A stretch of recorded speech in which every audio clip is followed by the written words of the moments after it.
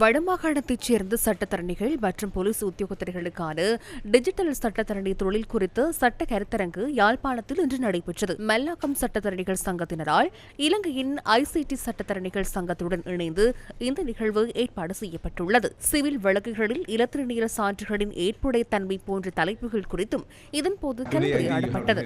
நீங்கள் ஒன்றை உணர்ந்து கொள்ள வேண்டும் என நினைக்கின்றேன். இந்த கணனிகள், நெட்வொர்க்குகள், குறியாக்கங்கள், கிரிப்டோலாஜி என அனைத்தும் கணனி குற்றங்கள் சட்டம், இலத்தணியல் கொடுக்கல் வாங்கல்கள் சட்டம் ஆகியன சட்டங்களின் ஒரு பகுதியாகும். இது இந்த நாட்டின் சட்டத்தின் ஒரு பகுதியாகும்.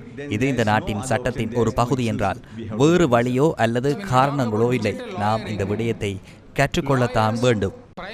நாங்கள் டிஜிட்டல் சட்டத்தரணி தொழில் பற்றி பேசும்போது சட்டத்தரணிகள் முதன்மையாக மற்றவர்களின் தேவைகளுக்காக வேலை செய்கின்றார்கள் மற்றும் அவற்றை வெளிப்படுத்துகின்றார்கள். எனவே எங்கு அநீதி, ஒடுக்குமுறை, நீதி மறுப்பு இருக்கின்றதோ அங்கெல்லாம் சட்ட ரீதியான பொறிமுறையினூடாக நமது பிணக்குகளுக்கு நீதித்துறை ரீதியான தீர்வை பெற்றுக்கொள்வதற்காக நாங்கள் நீதிமன்றத்தை நாடுகின்றோம்.